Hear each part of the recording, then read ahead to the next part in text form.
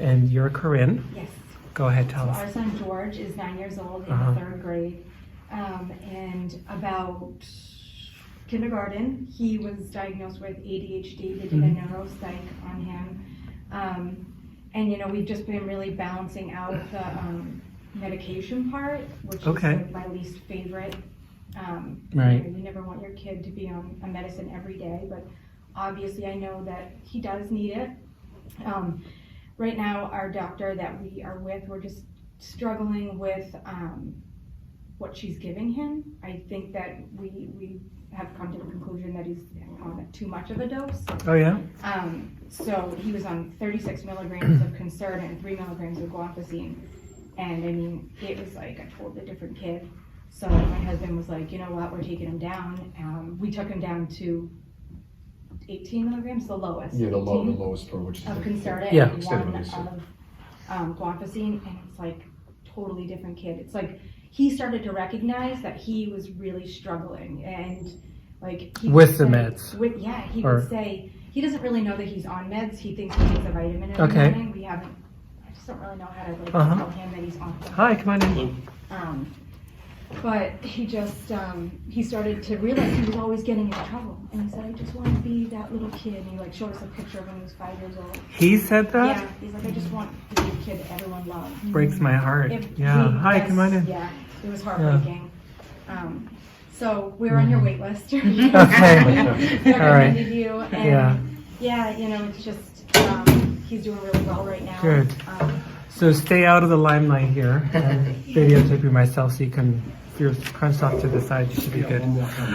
So the purpose of the seminars is you're kind of the target audience for my seminars, is to provide some support to you while you're waiting to be seen by me. Yeah. Because it's a huge problem and it's actually getting worse, unfortunately. Just as an anecdote, my boss decided to reduce some of her time and is not going to see patients herself, but she'll see some in a supervisory capacity. And so the people who are left behind have to pick up the slack. And I'm in a conversation about, well, okay, maybe I need to reduce how many new patients I see because so that's going to affect people like you. Yeah. So I'd like to, and you know, one of the families that came this morning said, we really want to, I wish we'd known about the seminar sooner because we have to wait so long to see you. So I'm hoping to kind of do a little bit of stopgap, few little things you can think about while you're waiting for the actual eval. Thank you. Great. Yeah, it's great Yeah. that you offer this. It really is. It's SANC New England Quality, NEQA, New England Quality Care Alliance, Wow, okay. and the Floating Hospital for Children. They're trying to make things a bit easier and a bit better for all the kids with developmental difficulties. So, That's great. yeah. Yeah. Why don't you just introduce yourselves? My name's Eric. I'm the developmental pediatrician. Yep, so I'm Lori, this is Jack, Hi. my husband, Lori Farrington. And our pediatrician recommended that we start taking your classes. Okay. Actually, I reached out and asked. Hi. And she suggested this class, so. Okay, it's sort of seminar series, question and answer. So I hope it's useful. How old is your child? Or He'll be 3 this Saturday. 3-year-old? And he's not a good sleeper and he's very hyperactive. And, you know. Okay. That sounds like my kind of customer. All right. Hi, why don't you introduce yourselves to the group? I'm Adam. This is Alicia. And you want to tell us just briefly the age of your child and some of the questions you might be having, or Yeah, so Seth is 2 years and what, like 9 months at this point? No, he turns 3 next month. All right. That's how I would answer it.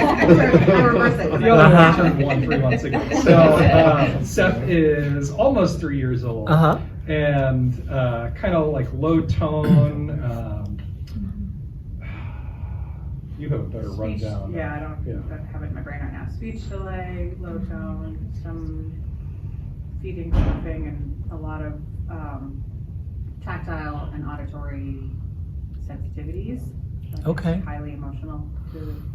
we'll have lots to talk about next month for eating. We missed a few, and I was really disappointed because we just got him enrolled in the IEP through the public school. Oh, system. right, yeah. So it would have been good to get some of the school stuff, but I completely We'll figure forgot it to out. put it on. Hi. Sorry I'm late. No problem. No, you're not on my screen, so you should be all set. Okay. And your name is I'm Ryan. Ryan? And do you want to tell us about your kid or Yeah, your my son's kids? 7, or he'll be 7 soon. He's diagnosed with ADHD, and is it just pertinent to sleep time?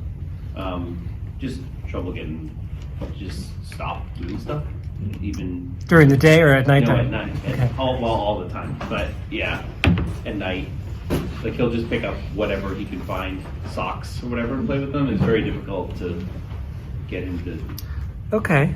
but it's Okay. not all the time. It's hit and miss. Okay. Yeah. And someone just sat next to you. Hi. I apologize, Oh, there's two rooms the same. Yes. We did the Conference same room. thing. Okay. Okay. This isn't like Inception. just you can introduce yourself to the group. I'm Sean Yeah. Kearns, and I have a young daughter who we're concerned about and taking steps to fix. Claire is 5.5. Claire's 6. She's 6 She just now. had a birthday. Okay. And go ahead. My name is Kennery. I have a 5-year-old son, and I'm just trying to figure out how best I can help him and navigate through like the medical field, appointments and all of that. So you have started that or you haven't? Or? Well, I met with you this morning. Right. I waited like a year, to see you, and I'm, thankful that I got this appointment. Like I said, I wish I knew about this sooner so that I could get more support. Mhm. I feel like I haven't gotten a lot of support. Oh, okay. Can you tell the group the name of your child? Preston. Okay.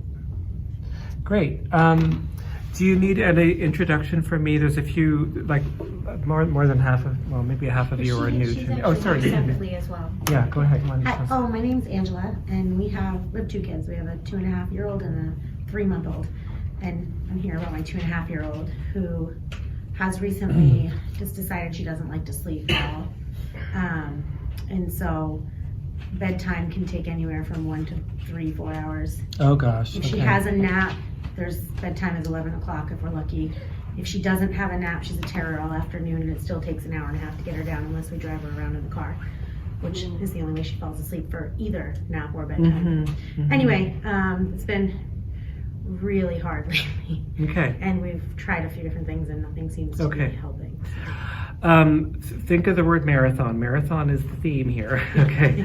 Because whatever suggestions you might come out trying from the seminar, and I can't really give you any clinical advice, obviously, and whatever information you gather from the seminar today, you could probably, it would be appropriate to share with your pediatrician, for example, unless you're already seeing me, to sort of figure out, okay, well, is this really what I should do with my kid or not, or how does it work? Let me just introduce myself quickly. I'm a developmental behavioral pediatrician. I'm really interested in the educational piece of the clinical work that I do, and more I become sensitive to the fact that I simply can't get as much information to you during clinic encounter because I have so many things that I need to do. And even though we're set up to do a 1 hour or more like 45-minute feedback session after an eval, which not everybody does, by the way, it's really just to kind of make sure that your immediate questions are answered and the services are established. And there's a lot of background information that I feel like I sometimes don't share because I can't, or I do share it, but then, how much you're able to retain after a blast of information about your child is really hard. So I have a personal interest in having a seminar series because I want to make information accessible. The general pediatricians really need me and other people to do what I'm doing because they can't answer all the questions either. And so we're trying this out this is my 2nd year now of doing this, and so the numbers are maybe starting to increase, and we'll see how it goes. Okay. Thank you for doing it. Oh, I I'm know. really I think we can really all say pleased to. Yeah, it's sponsored by the Floating Hospital for Children. And the New England Quality Care Alliance. So they're making it possible for me to do this. Tired moms everywhere say thank you. Good. The seminar series is posted on our website. I don't know if you've seen it all. If you look in the Division of Developmental and Behavioral Pediatrics, you'll see a picture of me with the seminar series. So just know that that's there, first Monday of the month at 7. And the last session is in May, and there's a makeup session in June, which we'll decide if we end up using or not. Okay? And then the whole thing will repeat itself in the fall. We're going to talk about sleep today. Sleeping is something that I talk about. Well, the whole seminar series starting today is called the IEP for Home. And there's I guess there's going to be 5 seminars for the IEP for Home, January, February, March, April, May. There's actually 7 topics to cover. So right there. You can see that I'm not covering all the topics that I want. The IEP for Home is now an online resource as well. So it's available at u.org, understood.org/IEP for Home. And you can see the whole document. They made it into a nice little toolkit, actually. And there's like a self-assessment set of questions that you can ask yourself about how are you doing with your kid. And I'm going to explain to you the questions that are related to sleep, because that's the topic of today. But each seminar, I'll remind you about what the questions are in the toolkit, and it'll help you to understand why the toolkit was set up the way that it was. The conundrum is the toolkit really just tells you, yep, I must have a problem, or no, I should be okay. But then it doesn't tell you what to do next. And there's really Like no, everything. yeah, there's really no way to, right, I've heard that story We before. know we have a problem. Yeah. Now what do we do? Yeah. But what it's designed to do, and one of my big pushes is to help you have the right questions when you do go to see the pediatrician. And it's not always going to be me, but there's a lot of other service providers, early intervention or schools or whoever. If you keep asking those questions, you'll find someone who can answer them, okay? And hopefully within less than a year. And even if you don't, I think knowing what the questions are and knowing how to think about the kinds of questions that I'm going to be asking you if you do come to see me, that's just going to put you ahead of the game. It's going to make you feel like, okay, I think I know at least what I'm asking for. Because that's also a problem for a lot of families too. Like I was told to come is sometimes one of the reasons why people come to see me. I was told to come. And I want to find out what my child has. And those are extremely broad questions. I want to kind of refine your understanding and help you to be more targeted in your questions, okay? And it's not always about the disability. It's really about sleeping and eating and routines and rules and that kind of stuff. And it's so much harder to do that teaching for kids who have disabilities. And so that's another reason why I think this is important. Okay? Questions or comments before I carry on? What was the website again? u.org, understood.org. It's a great resource. And you just have to do /IEP for Home and you'll access my particular webpage. I've actually forgotten what the questions are on the toolkit, but the first question on the list is, my child wakes up at least 5 days a week at the same time. The second question is, my child goes to bed every week at the same time, at least 5 days per week at the same time. The third question is, my child sleeps through the night. The fourth one is, my child sleeps through the night without snuggling with the parent, right? And I think those are the 5 questions. There might be one other, okay? Is this starting to sound familiar? Okay. So there really is a bit of a science to sleep, and you have to understand a few parameters about sleep before you know if your child has a sleeping problem, which you all already know, but whatever, before I know that your child has a sleeping problem. There really aren't any kids that can't sleep that I meet in my clinic. There are some rare birds that go see the neurologist. They never end up in my clinic, or the sleep medicine professional who really have atypical brain development or have a seizure disorder or something that's really playing around with their sleeping, and that's a different ball of wax. And if your kid is one of those, the information that I'm going to share is still going to be useful, because you still need to do all the behavioral things that I'm going to do, but it's probably a bit more complicated, okay? The first thing you need to know is how many hours of sleep is a child supposed to have, and how do you count up those hours? And you have to be very clever about this, because sleep can occur in surprising little nooks and crannies and during wayward car rides to the grocery store and on the school bus and even in the classroom.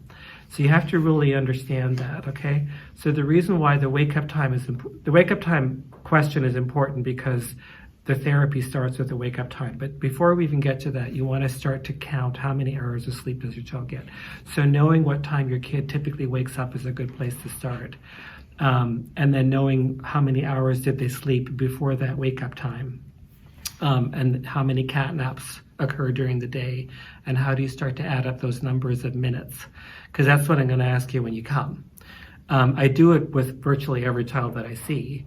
And then for those kids that have very disrupted sleep, I get a bit micromanaging. And I'll be very honest with you, most parents really struggle with these questions. They really have to think about it, because they've never had to think about it before in the way that I'm asking, okay? So I'm a bit of a pain in the neck with my questions, but it really helps me to get good answers.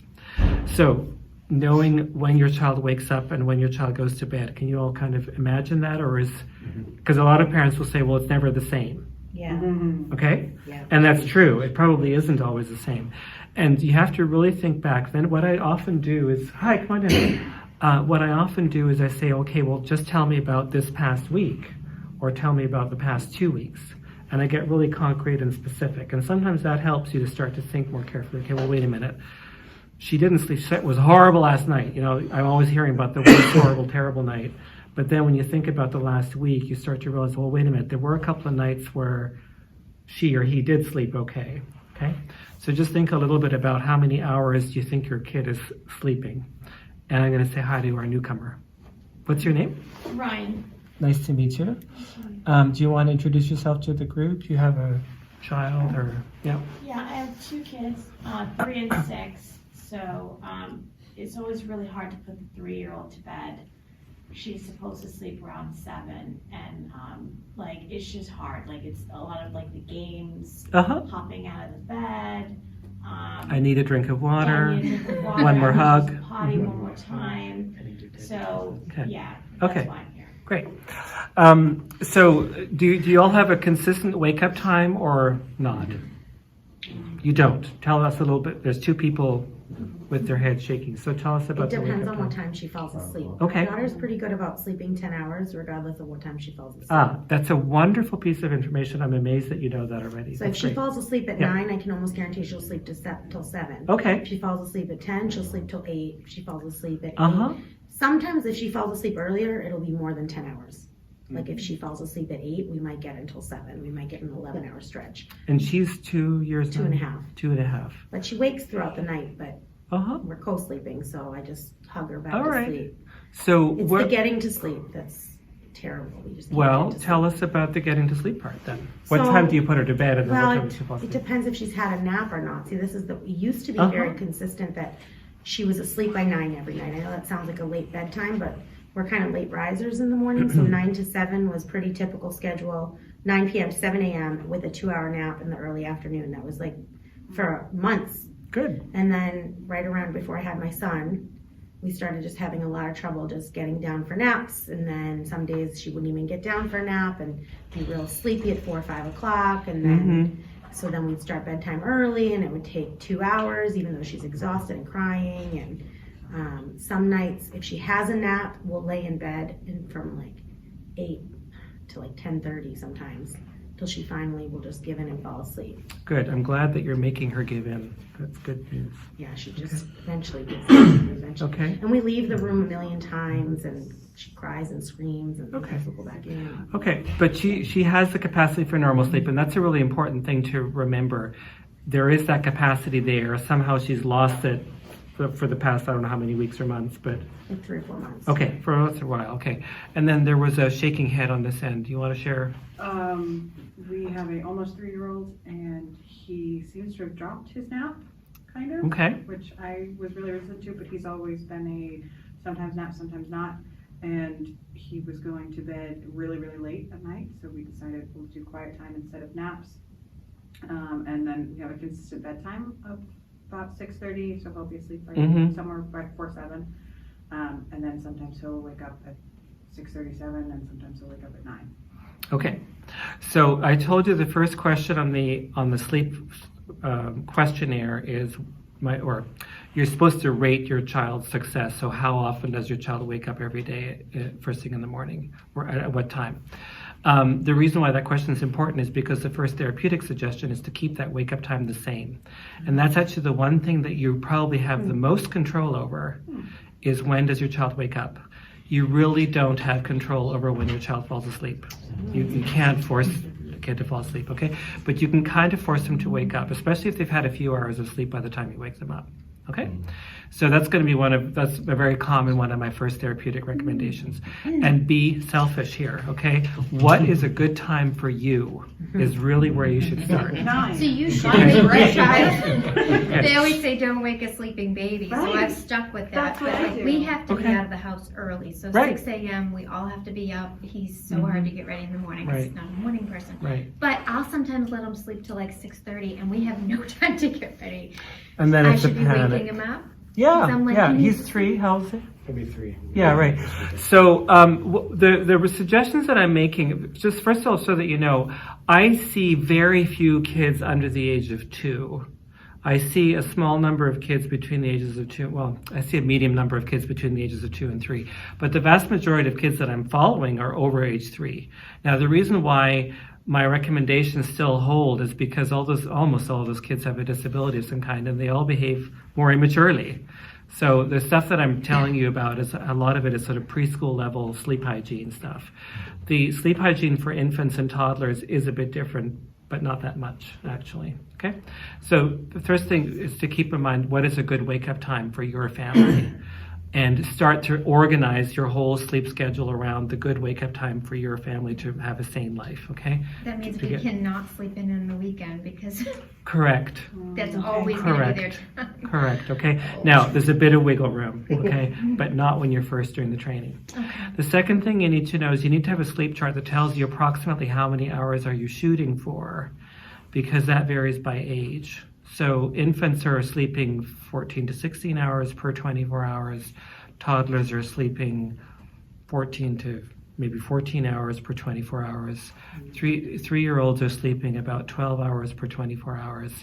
5 and 6-year-olds are sleeping about 10 hours per 24 hours. And that kind of, and then it drifts down to about 9 hours by the time you're a teenager, okay? So it's not hard and fast, but it's a pretty good way of knowing, okay, I've decided my wake-up time is going to be 7, so now you can calculate what the bedtime is supposed to be, okay? And you might be surprised at how late that bedtime is, okay? Or maybe as early. So most parents' go-to strategy is to figure out the bedtime that they think is reasonable.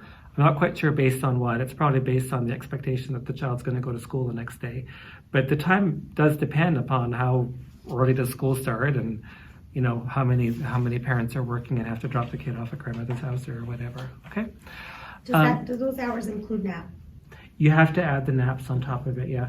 So that's the other decision is if your child is still napping, how do you figure out how many hours should be at night and how many hours should be during the day?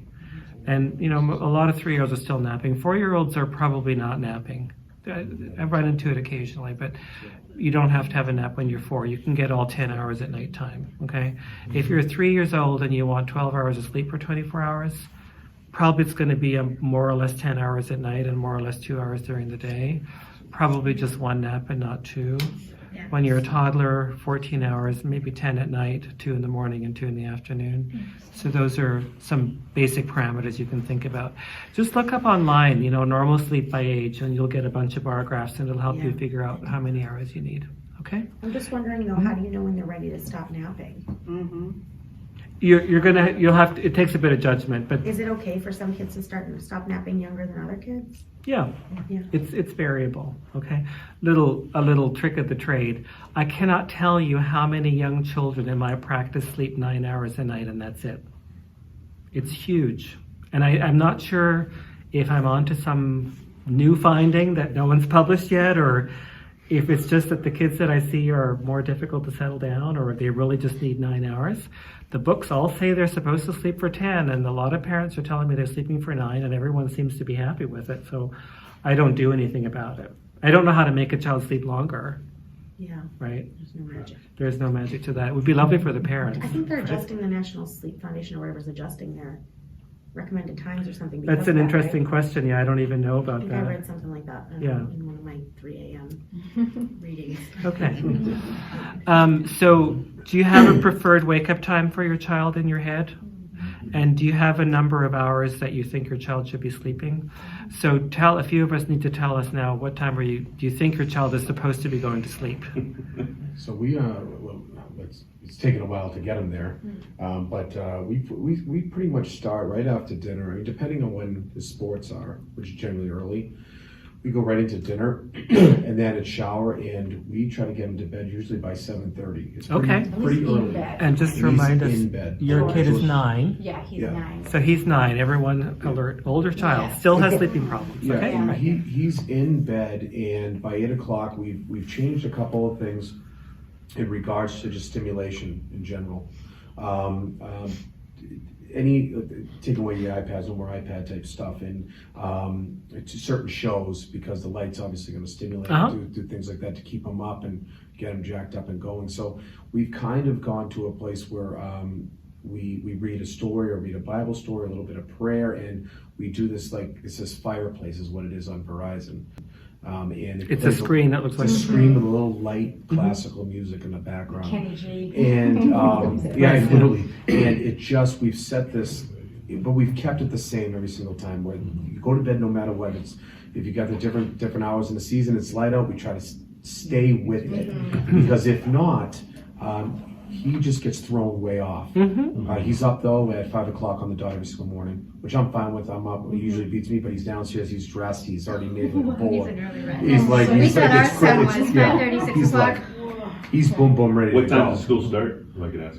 We have to be at the bus stop by 8:10. Okay. Yeah, So he's getting up 3 hours before he needs to leave, and for some reason that's good for him, but it's also good for you. I we just don't get up, mind. and it's actually really nice. Good. Yeah, because it takes the time to do things, as long as, again, he doesn't get locked into something that could overstimulate him. Which then delays will- the fall asleep time. Yes, Yeah. but it also affect how that morning goes. So How the following morning goes. well, if he wakes up, say at 5 like he normally Yeah. does,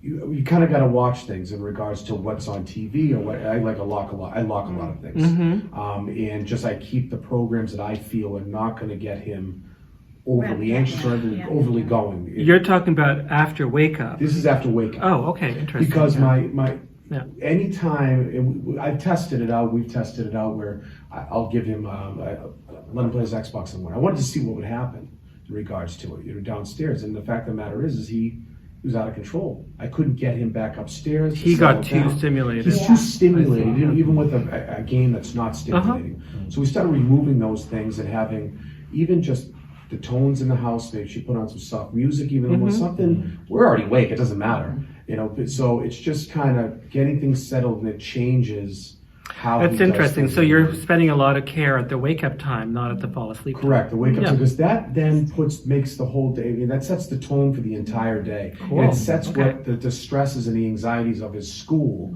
and everything I else see. that's going to happen during the day. And if he's leaving the house where I'm yelling at him, that's not good. Now, how many So- people are completely jealous of this sleep history?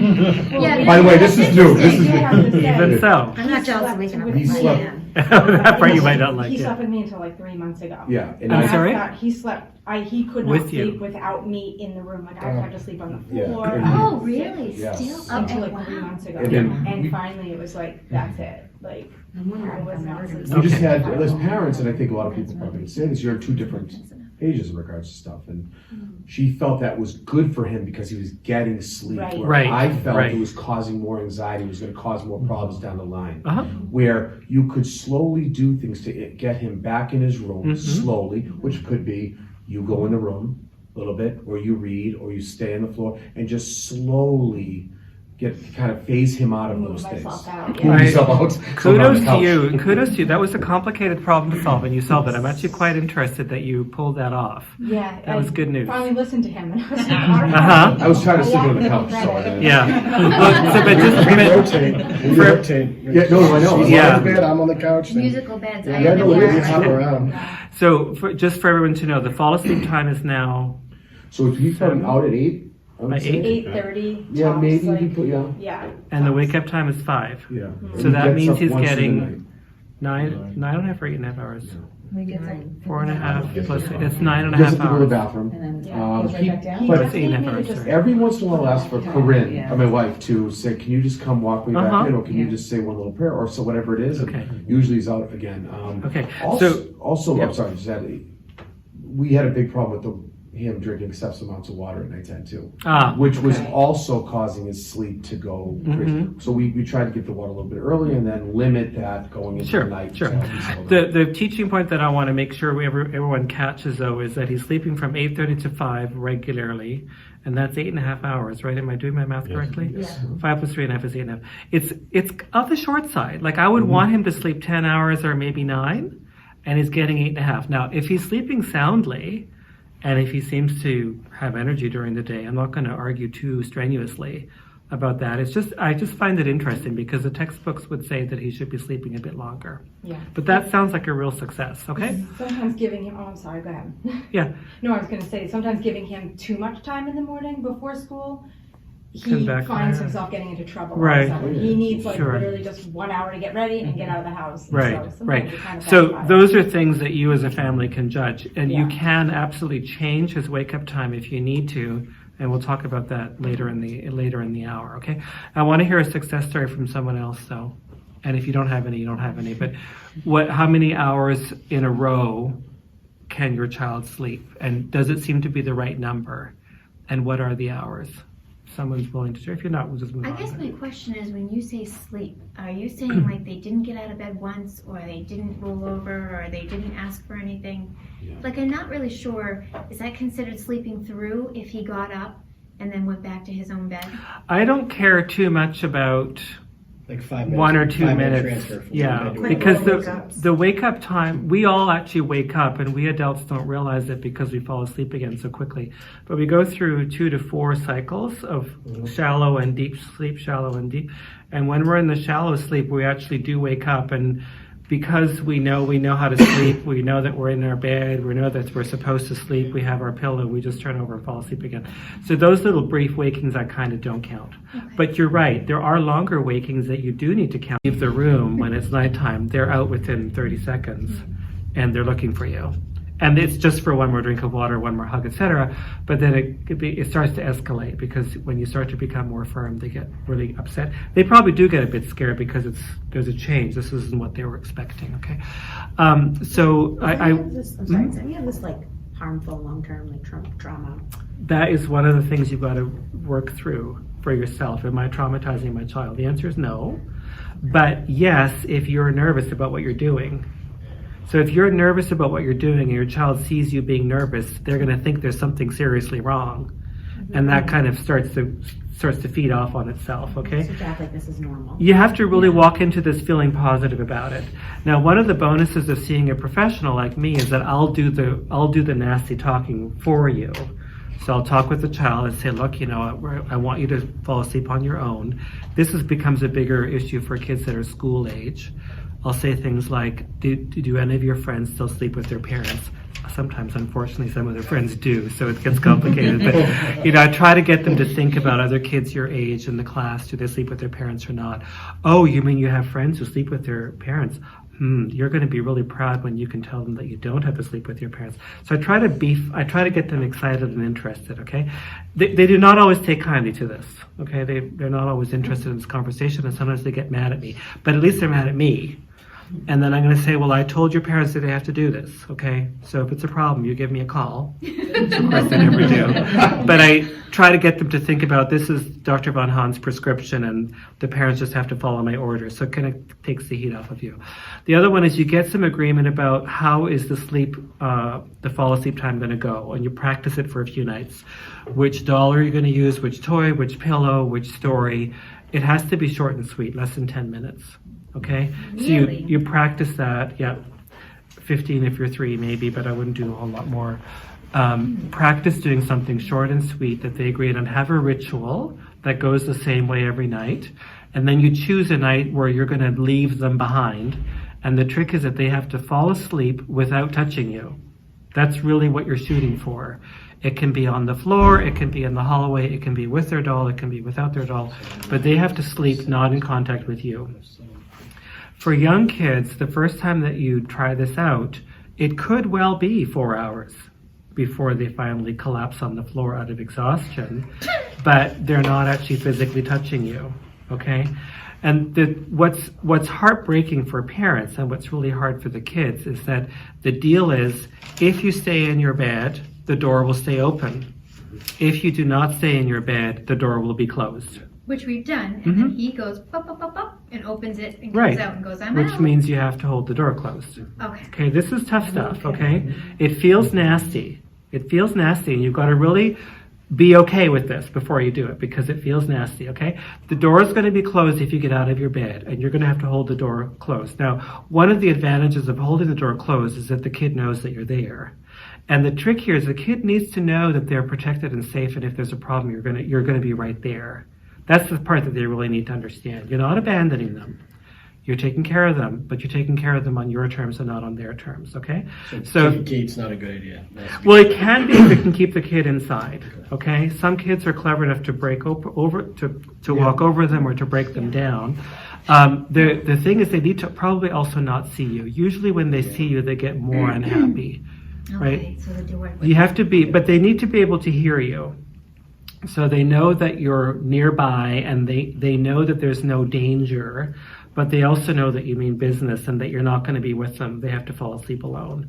And you have to talk with them in an encouraging tone of voice. Don't get mad at them for being mad at you. Really be gentle about it. Say, look, I know this is hard for you, and I know that you didn't want this, and I know that you don't like Dr. Von Hahn now, okay? But I really need you to do this, and you're going to be proud of yourself tomorrow morning when you wake up and you've done it all by yourself, okay? And they're going to scream, and they're going to vomit, and they're going to do their antics, and you might have to step in to take a look at them and clean up any vomit that they did or whatever, but then quickly try to leave again, okay?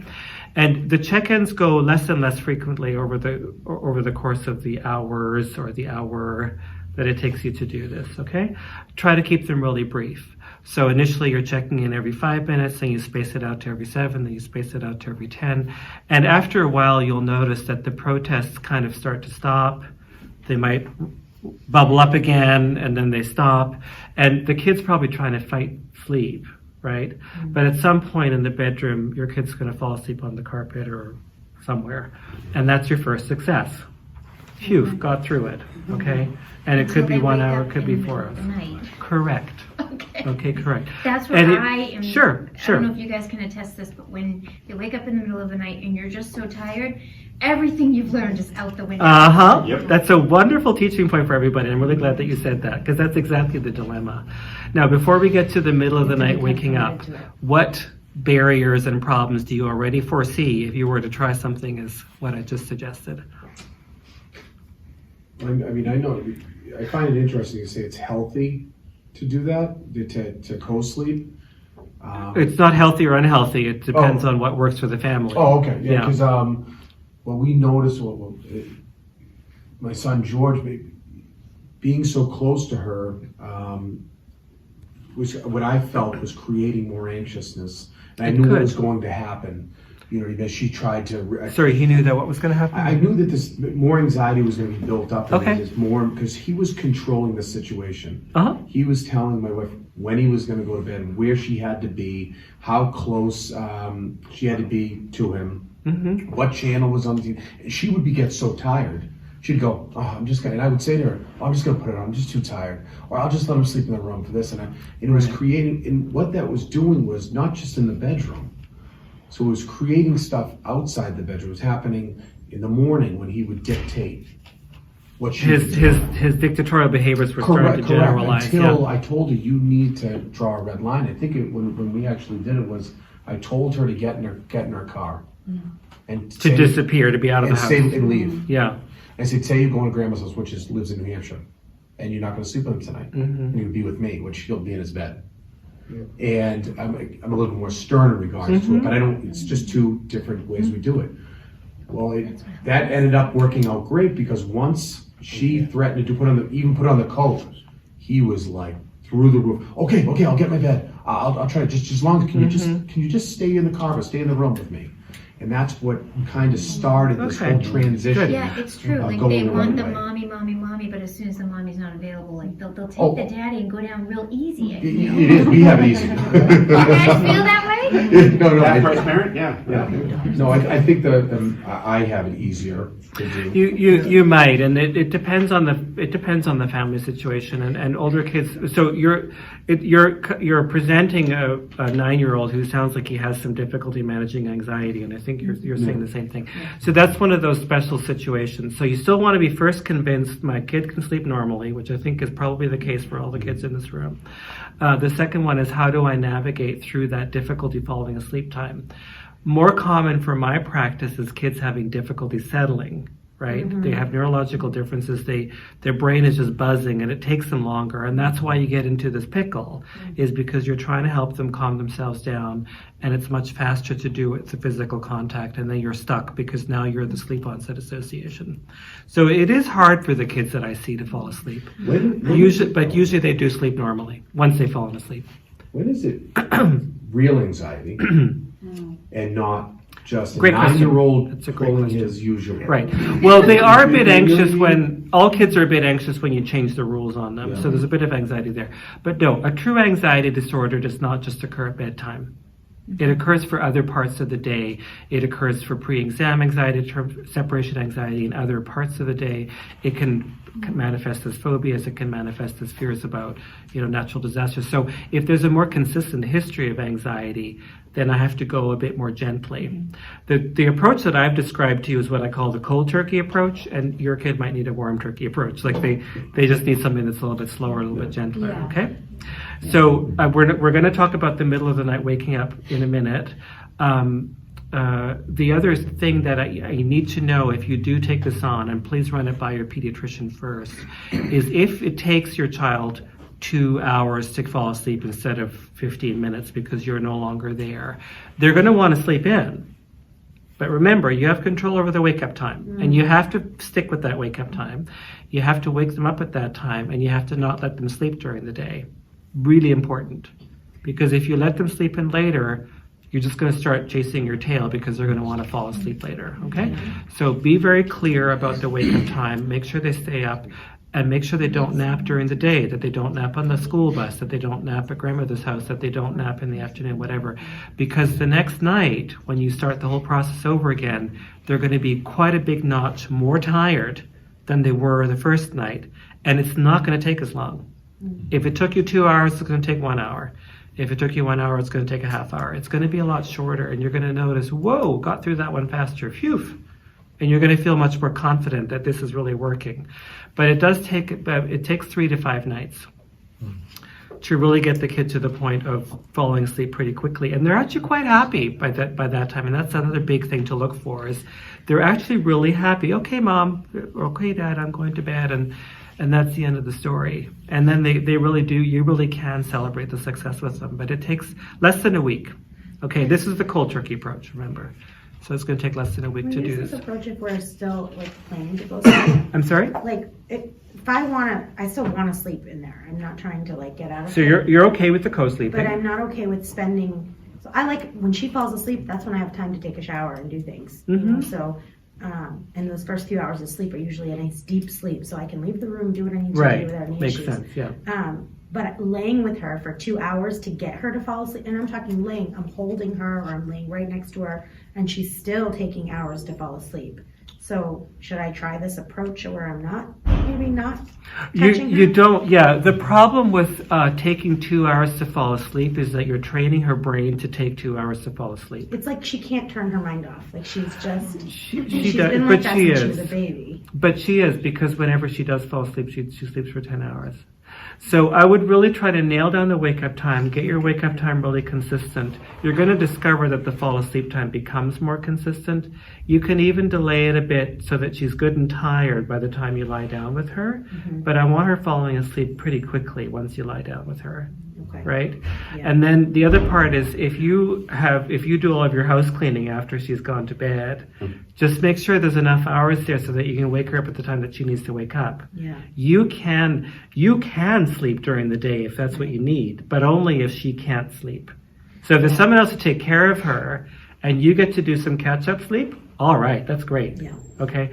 But you want to make sure that her schedule is quite rigid, and you have to really be rigid about it for a good couple of weeks. Okay. Really microscopically manage it and make sure it's very rigidly adhered to. Later on, as they get better at it, you can start to wiggle around with the, one day sleeps in a bit, not a big deal. Goes to bed late a bit, one not a big deal, goes to bed early again the next night, whatever. One of the times when these things all unravel is when kids get sick. So true. You can get through a really good sleep hygiene training, they do really well, they have an ear infection, and again, they literally can't fall asleep because they're in pain. you get back into the scene, and then they've redeveloped their sleep onset association with you. Okay, those ones, the second time around, it usually disappears more quickly if you're disciplined about it. Okay. Can I Good. ask you a Go question? ahead. You had said that they should be falling asleep within 10 minutes. Is that including like the reading of the books routine, or am I getting that confused? The time that you're snuggling with your kid and they're actually in bed should probably be 10 minutes. If you want to have reading time before that, you might want to have it in a chair right before bed and then put them into the bed or something like that. You don't want to Because he prolong. gets stimulated from the books, and then he's like Then maybe you jumping want up and to. down on the bed, and Yeah. I'm like, oh my gosh, like, Well, then you might want to do bedtime story an hour before bedtime, okay. and then have a break, and then have your bedtime routine. You want to keep it short and sweet. Okay.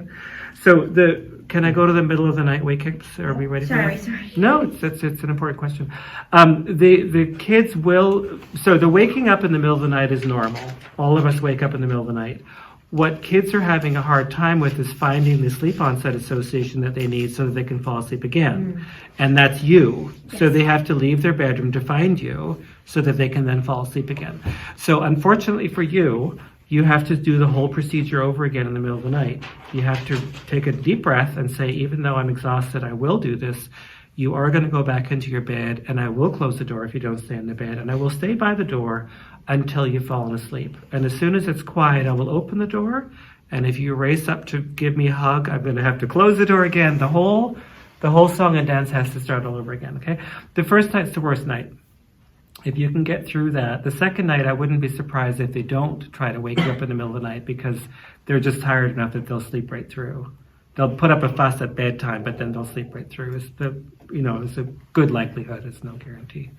But the reason why the parents don't do this is because you're sleep deprived. It's exhausting. And so one thing that I've often said to parents is, look, just let them sleep with you, okay? Wait until Christmas vacation or or Thanksgiving weekend or something when you can actually take a nap during the day and your spouse or your grandmother or your sister can take care of the kids and make sure that they stay awake while you do your catch up and do the training at a time that works for you. Don't do it when you're doing your day-to-day work and you're stressed out and everything. That can really be a bummer. But don't do the halfway in between either. That's like a killer for everybody. So don't try to do it and then give up and then let them sleep with you. It's either you sleep with me for the whole night or I'm really going to pull this off. We're going to work on this together and we're going to make this happen. Okay? Other questions? We're getting close to the end here. The kids with anxiety, did I cover the anxiety question? Talked about you have to have anxiety during the day before you have an anxiety disorder. You said that. You don't just have anxiety at nighttime if you have an anxiety disorder. So, like, my Sean has anxiety during the day and at nighttime. Like, Right. He's been diagnosed with global, I think it is, anxiety disorder. Right. Generalized, yeah. Generalized, sorry. Yeah. Yeah. So, like, going into the elevator, like when we had our appointment with you, he didn't want to get into the elevator. So Yes. we Yes. have to. Like, Right. well, Okay. see us, but like, it yeah. was, yeah. Okay. So he has Okay, anxiety. so I use the warm turkey approach, okay? And this one probably is better to use for kids who truly are anxious. What you do is you want to separate yourself physically from your child. It could be a young child, and both of your kids are 9 years old, right? Yeah. It could be, I'm going to sit in a chair in your room next to your bed until you fall asleep. I'm going to sit on a chair, but the chair is going to be close to the door. I'm going to be, 5 feet away from you or 10 feet away from you. I will stay in the room. Once we've said it's time to sleep, I am not going to be talking with you. I'm going to read you my book, and I will not respond to you. Okay, and your job is to fall asleep, okay? And then you sit in the chair right outside the door where you can see you. Then you sit outside the door where he can't see you. And this all takes probably between 1 and 2 weeks to do. So that's what I call the warm turkey approach. It's actually not a good idea for young kids who don't have anxiety. You would get into more trouble. It didn't work. Yeah, you would get into more trouble because they're too tempted and they're too eager to see you Yeah. and to be reconnected to you. He was climbing up my legs, and I was just sitting in the chair, like watching my ears. This isn't working. Yeah. No, it's heartbreaking. I'm going to say a quick word about medications. Melatonin is being used a lot. So as soon as parents tell a pediatrician, my kid can't sleep, very commonly there's a prescription for melatonin offered. I mean, I don't know this for a fact, but I just know there's a lot of kids taking melatonin. I don't always know how it starts, okay? And it's not bad if you know how to use it. What you need to know about medications, though, is that they never produce normal sleep architecture. So you're ruining the cycles of light to deep to lighter sleep when you're using a medication, first of all. Secondly, you're also only offering shut eyes for about 4 hours because the medications typically only last about that long. It depends on which medication you're using. So it's actually not a good long-term solution because it just bungles up your sleep. And in fact, some kids wake up when the meds wear off and then you get into a whole other set of problems, okay? Now, a lot of kids do respond like they look like they're sleeping when they get a medication for sleep, and so everyone feels better about it. But I would like them to have normal sleep and not a sedated kind of sleep, okay? So that said, medications are not off the table. Sometimes, especially for kids with anxiety, that's actually what jumpstarts the process. So they have the experience of falling asleep alone because they were made sleepy by the medication. And then over time, as you take the medication away, they have an experience of having been able to fall asleep alone, and then they don't need the medication anymore, and then you're off the medication again. So sometimes medication for a month or so can kind of help you out, but you have to be ready to take it off. And then, a lot of kids actually get used to the medication and they can't fall asleep without the medication. So that's the thing that I'm always wrestling with. I always start out by not offering a medication. That's always my go-to strategy. But then sometimes I'll layer it in, or if the parents want it. Can we just talk for a minute about the kids who are supposed to be napping, the 2 and 3 year olds, and where that falls in? Yeah, so probably you're going to get 10 hours of sleep during the nighttime. So there should be a 2-hour nap at some point, and you'll have to train them about when's the right time for the nap. And you can Follow also the same routine for getting them down for nap. Yeah. What happens if it takes all that time to get them down for a nap? Do you still let them nap after? No. I would say after the 2-hour period is ended, there's no more napping. Okay, so And then you got to wait until then they bedtime. don't get their nap that day. Yeah. And they will be really tired the next day. And then you don't let them sleep for 4 hours. Well, I'm finding though that when we have a nap, which I think she still needs because she's 2.5. Yeah, makes sense. But those nights are harder for her to fall asleep. When she has not had When a she nap. has had a nap. We had that problem, and that's why we dropped the nap. Well, you don't have to drop the nap necessarily, but is it because of a 4-hour nap or a 2-hour No, nap? a 2 hour, 1.5 to 2 hours. Even sometimes an hour nap. You might be putting her to bed too soon. She needs her 12 hours. She needs 12 hours of sleep. If you only ever give her 10 hours of sleep, she's going to be really tired after 2 or 3 days. She's not going to function well. Okay. So if you think that the 2-hour nap is interfering with the bedtime, it's probably that the bedtime is too early.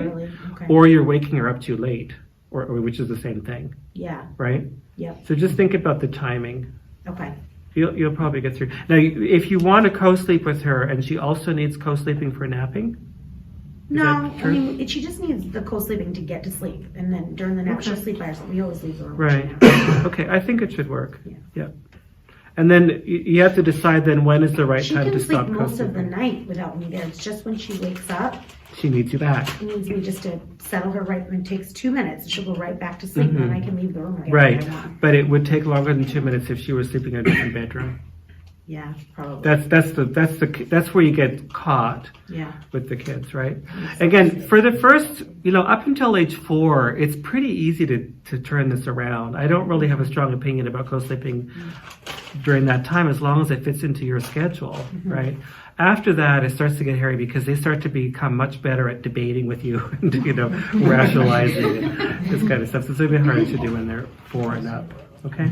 Can I piggyback on that? Go ahead. Our son has much higher sleep needs normally, so he's Say that again. Your son? has a higher sleep need. Uh-huh. He's 3, and so he's always done way on the higher end, sometimes even more. So he's getting about 14 in 24 hours.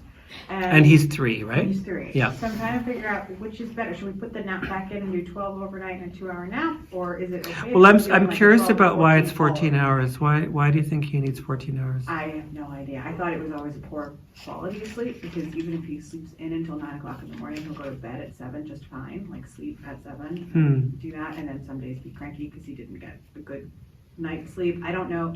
He's very rigid about staying in the bed until we come and get him. So even if he wakes up, we wouldn't know because he's quiet. He never calls out to us in Ah, the middle of the night. Okay. So, But maybe he doesn't really need the 14 hours of sleep. Maybe he just needs 14 hours in the bed. or he's sleeping so poorly and waking up in the middle of the night and just staying awake in there that he's catching up. And I've seen that before. I've seen that before, especially with kids on meds. So they fall asleep really well at 7, and then they're awake from midnight until 2, Right. and then they sleep again. So But sleep. I'm asleep, so I don't know if that's happening. Right. And usually they do let you know. So it's interesting that he's not letting you know. Usually they're upset, they're fussing, they come out of their bed. So I wouldn't favor that. I would favor, reducing the sleep to a more normal number. It's called a sleep compression strategy. So you're putting them to bed later and making them be tired so that their sleep is deeper, basically, until it's time to wake up. And that makes sure that they're consolidating their sleep into one block. Now, he actually probably should have 2 blocks because he's 3. So you would have a block of nighttime sleep and a shorter afternoon sleep. But I would push it for 12. I don't think he needs 14. Unless there's something that I'm missing. Again, I don't know clinically what the situation is, so I can't tell you for sure that I'm giving you good advice. Some kids with low tone, the low energy kids might sleep longer, but I don't think it's because they need it. They're just agreeable to it. And they probably do lie in bed, daydreaming or something, and no one's the wiser. But I don't think they actually need to sleep. Okay. Can I ask one last question, or my own last question? Alarm clocks. Do you suggest those for the kids to help them figure out, what time to go to bed, what time to get Like up? the ones that tell you when you can get in the Yeah. bed. Those colored lights. You could, as Or a visual real- reminder, it might be useful. They would need to know how to control the alarm, though. Like, Oh, all right. right? So it's They would not- they would need to know how to shut it off and turn it and then you might not want them shutting it off and turning it on. Right. So probably when you're So first. we just be their alarm clock. Yeah, as be their alarm parents. clock until they're really well trained, and then as they get older, they can maybe manage their own sleep. But I wouldn't do that until they're school age, really. Okay. I would say. I don't know if this would be a good idea or a bad idea. We bought a product where it was a moon, and then it was the sun, and when the moonlight came on at X time, it was a visual cue, let's go. Okay. And then when the light came on, in practice, it made hours work, but the light came on in the morning, that was all right, time to get up and let's go. Okay. Now, we've got some other issues that we're working on, so for this job, but we have